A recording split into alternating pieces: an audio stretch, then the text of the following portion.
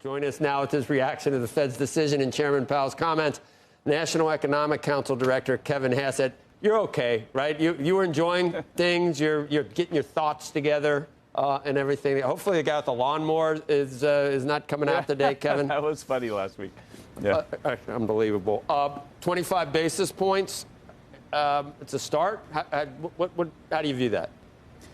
You know, my old friend Alan Greenspan used to say that monetary policy, steering it is kind of like steering the Queen Mary. And I don't know if the Queen Mary exists still, but the bottom line is that moving kind of slow and steady and heading towards a target and watching the data come in, that's what prudent policy is. And so I know that my colleague Stephen wanted to go to 50, but I think 25 is a pretty broad consensus. And I think that's a good first step in the right direction of much lower rates.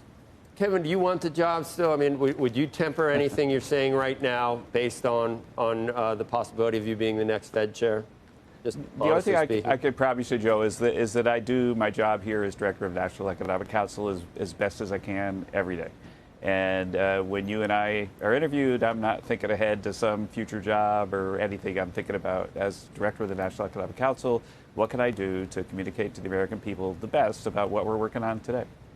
Do you acknowledge there's some cross currents, or at least some puzzling things in trying to gauge the current economy or the environment that we're in right now? I asked Leisman, tongue in cheek, whether Jay Powell said, "Oh, by the way, we've moved the inflation target to 3%," because that's where we are. And if you're cutting, and we're 2.9, whatever, if you're cutting it, I don't see. I know labor suddenly in that picture has gotten a little bit cloudy, but we are not at. We're 50% above the 2% target for inflation. Right.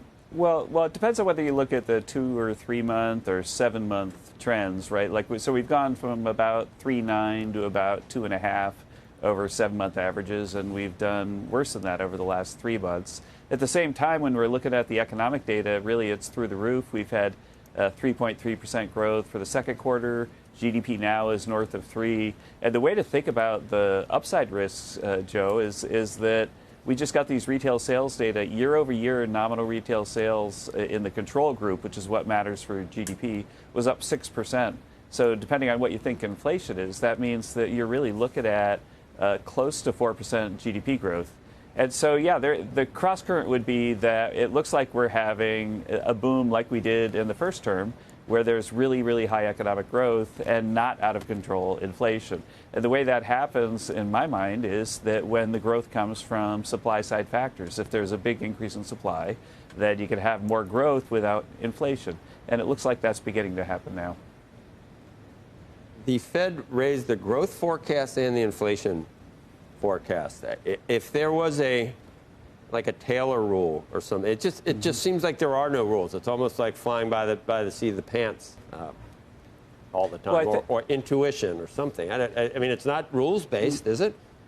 Well, the bottom line is that it could be rules based if your rules make sense, right? But for example, the Phillips curve rule doesn't really work for monetary policy, because you could have high or low unemployment for supply-side reasons or demand-side reasons. And if you've got, low unemployment for demand-side reasons, you're going to have inflation. If you have low unemployment for supply-side reasons, then you won't. And so I think it's much more prudent for the Fed to be looking at all the models, to have a diversity of opinions, and to decide what are we going to do in this economy that really looks to be taken off with inflation that's, decelerating but higher than target. And I think that, they split the baby in this decision, and I think that's probably a pretty prudent call. Kevin, you mentioned your colleague Stephen Myron is presumed to have wanted a 50 basis point cut. Yesterday, it's also assumed that he's the low dot out there, wanting more than 1 percentage point of further cuts this year, getting it below 3% by December. Is that something you'd agree with, given the growth outlook that you just laid out? Right. I've seen Stephen's analysis. I think that it's heartfelt. It's not dependent on, any partisan influence from the White House.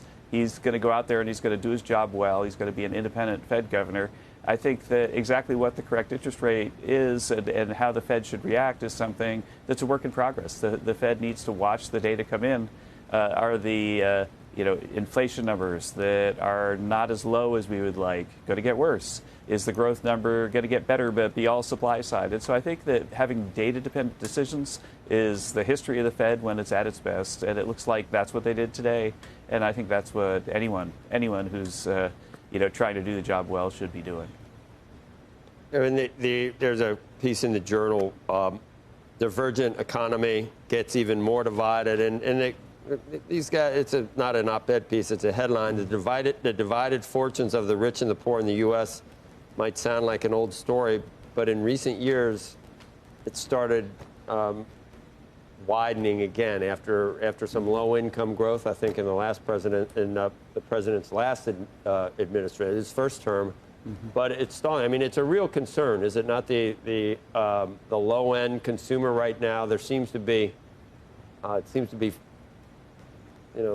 only the very wealthy are flush, or the somewhat wealthy. Yeah. But what can we do? What supply side? We grow the pie, but we can't guarantee that it's going to be reach everyone. Right. Well, don't forget, Joe, that when you and I were talking about this last time when I was in front of the White House, that we were talking about how income growth was the highest for people at the bottom. We had this thing called the Gini coefficient, which is a measure of income inequality, and income inequality was declining sharply under President Trump. And the reason was that because he was creating all these jobs, he was getting everybody to invest so much in new factories, then he was bidding up the demand for labor. And, I don't know about you, but I don't go to work every day holding a machine tool.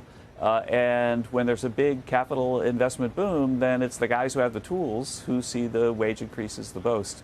And so actually, literally, the bottom 10% had the highest growth. And that's what we expect is going to happen again. And a metric of that really is that we've got this nominal 6% year-over-year retail sales growth over the last 12 months. And, consumption is not nearly as just mal-distributed, if you like, as income. And so the fact that consumption is booming is a sign that people in the bottom half of the income distribution are super optimistic about the effect of our policies. Hey, Kevin, as a classic economist, do you raise an eyebrow with any of what a lot of critics are calling industrial policy that the administration has embarked on? And in reference to that, do you know whether the president or the government was involved in urging NVIDIA to take a stake in what we now own 10% of as taxpayers, Intel? I think that each case is different. That the rare earths, the critical minerals issue that we had earlier was, potentially going to be a real bottleneck for the economy. And I think that we appropriately took very strong action to make sure that we could still have this 3% growth that you're seeing. And so you can sort of say, oh, geez, isn't the government supposed to just leave free enterprise alone? Well, we had this problem where critical earths were monopolized by the Chinese, and they were threatening to basically stop shipment in order to harm our economy. And so we had to step in and act. And the only place to do that in real fast time is with government action. And Intel, we had a huge amount of money that was committed to Intel, and Intel wasn't really meeting the marks of their targets for what they needed to do to get the money.